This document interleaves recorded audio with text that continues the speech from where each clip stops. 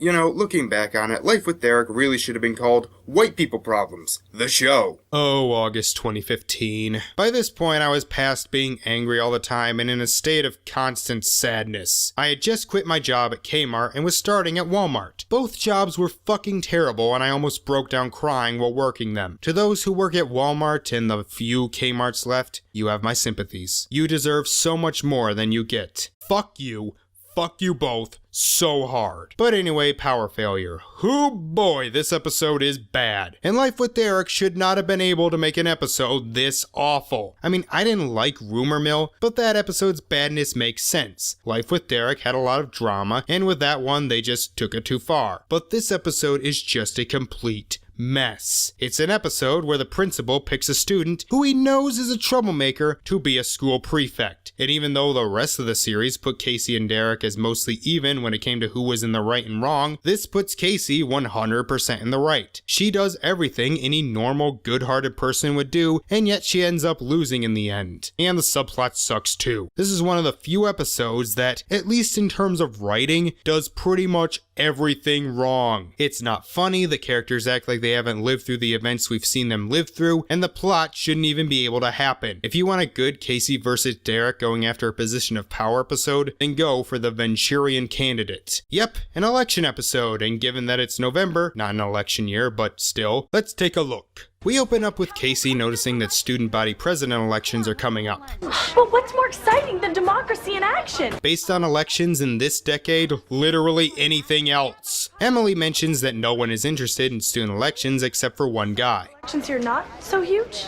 Only if you're a schlepper. A schlepper? What's a schlepper? That's a schlepper. Hey, Sheldon Schlepper, I got your vote? I completely forgot that this was the first time we ever saw Sheldon, who of course was a major part of the other two episodes I reviewed. Sheldon's siblings were previous class presidents, and he is currently running against no one. But that doesn't stop him from offering free pizza though. Why is it always free pizza? Can't one of these people promise tacos? I think it's important to stand up for what you believe in. We should be allowed to mud wrestle in the halls and make the janitors clean it up. At dinner that night, we start our subplot. Lizzie has been learning about ecological footprints and is starting to get worried by how much they are affecting the environment. What's for dessert? Stop! We're sucking up the world's precious resources and all you care about is dessert? I mean, we're in Canada. We have to make a big time for how much the US is polluting the planet. And China too, yeah, I know. So yay, the subplot is preachy environmentalism, which, yeah, is a problem. But now that we know that to stop climate change, we'll have to basically rework how our economies function, these kind of episodes that preach to lower your individual carbon footprint seem really dated. Nothing you do matters in the grand scheme of things. Casey decides to run for school president despite Emily's pleas to not for fear that it will make them look uncool. Casey actually does have some good ideas, wanting to fix the vending machines, computers, and clean up the bathrooms, but Emily tells her to get someone else to run using her ideas. And this gives Casey an awful idea.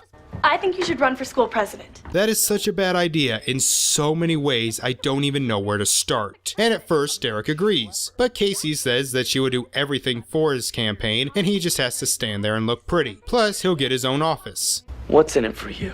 A chance to get out some very important issues, Okay, such as... leave now, and I'll run. Congratulations, Casey, you're a regular Kellyanne Conway. She announces his campaign in front of the school, but he's having trouble reading her speech. Sup?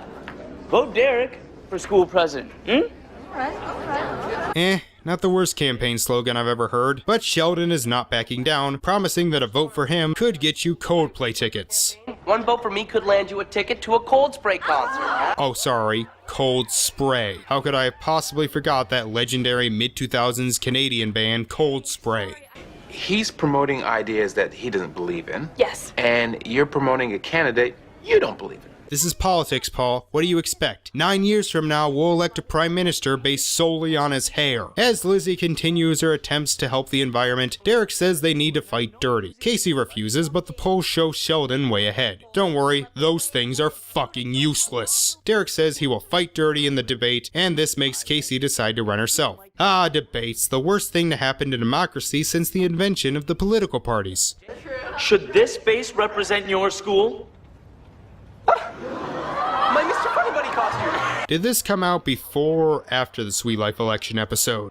Okay, then I'm just gonna call this a ripoff. Sheldon even brings out an embarrassing picture of Casey that he got from Edwin. Personally, I never got why older pictures were supposed to be humiliating. I mean, everyone hey, take that down! Also, you are the worst moderator in the world. We are missing class for this. And if elected, I promise weekly assemblies, fire drills, anything that will get us out of class, huh? My god, he really is Trump, promising shit he cannot possibly carry out. As Sheldon and Casey embarrass themselves, are there no teachers here? Derek drums up a lot of support, and back with Lizzie, she's tabulated the results and it turns out their family has a carbon footprint akin to a family of 50. It's shocking. Your troop leader is in our carpool.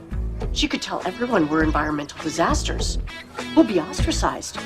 We'll have to move. Jesus, those Canadians take environmental protection really seriously. Leaving the TV on all night, eh? I think we should take you down to Lake Ontario and give you your own cement shoes, eh? Casey again does have some good ideas, but she's in dead last, even below none of the above. Let Derek and Sheldon act like schleppers. I believe in the democratic process. Casey, get it right. That night, Edwin and George sneak around to do the awful acts of getting gas and watching TV, and notice Nora using the hairdryer, as Lizzie has become a fucking tyrant. That reminds me, I really gotta go. But you're over your 2 flush a day limit. I repeat, nothing you do matters in the grand scheme of things. Sheldon arrives looking for dirt on Derek. Casey accidentally admits that Derek failed grade 1, exciting Sheldon. Hey, I made your favorite. Chocolate chip pancakes with chocolate syrup. Why? Am I dying? No, but you will eventually be on a show called Bomb Girls. Derek is pissed that she told him and storms off, as Casey feels guilty. Edwin comes up with the news that Lizzie is actually the biggest energy consumer in the house, so Edwin says he won't tell if she stops with her tyranny.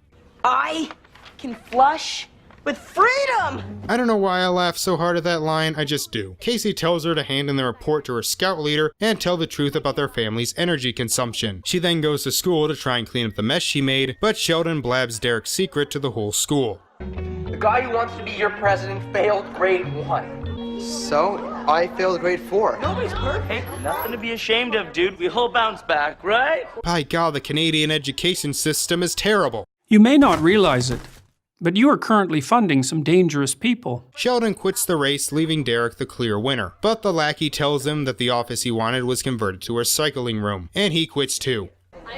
I guess you'll win by default. Congratulations, Casey. I can't believe this! A new beginning for Thompson High! And it all starts with homeroom 1, then homeroom 2, then we're going to the school board to take our place as the best school ever! Yeah, with me! You know, I was gonna say having a Dean Scream reference in 2006 was dated, but actually that's kind of a timeless reference. The school turns on her, but Emily gets up, makes a speech, and as typical in these kinds of stories, she ends up winning. But apparently her being president wasn't enough to become a school prefect. Seriously, why? Derek and Sheldon make amends with Sheldon giving him the cold spray tickets.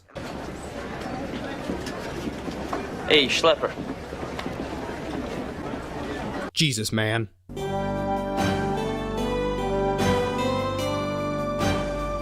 We end with the rest of the family trying to be more environmentally friendly, but Lizzie tells them that the scout leader actually had a bigger footprint. So remember kids, you can be bad as long as there are people more awful out there than you. Honestly, this isn't the best election episode. I still think Zach and Cody's is better because at the end, it shows that good policies are what is truly important. And yeah, this episode ends with Emily winning, who will likely use Casey's ideas, but it was still more of a popularity contest. But the episode is still pretty funny and has a few good twists in there to make it interesting. I really am kind of a sucker for election episodes, and while it does have a lot of cliches, this was still very enjoyable. Casey sticks to her morals, and even though she lost the election, her best friend won and her ideas will still be used. Derek and Sheldon got their comeuppance for singing to bribery and dirty tricks to win, and as for the subplot, well yes, it does sometimes come off as really preachy. The ending with them learning to take baby steps to reduce their carbon footprint is pretty good lesson, and I think we'll get more people to follow it than just saying stop doing all the things.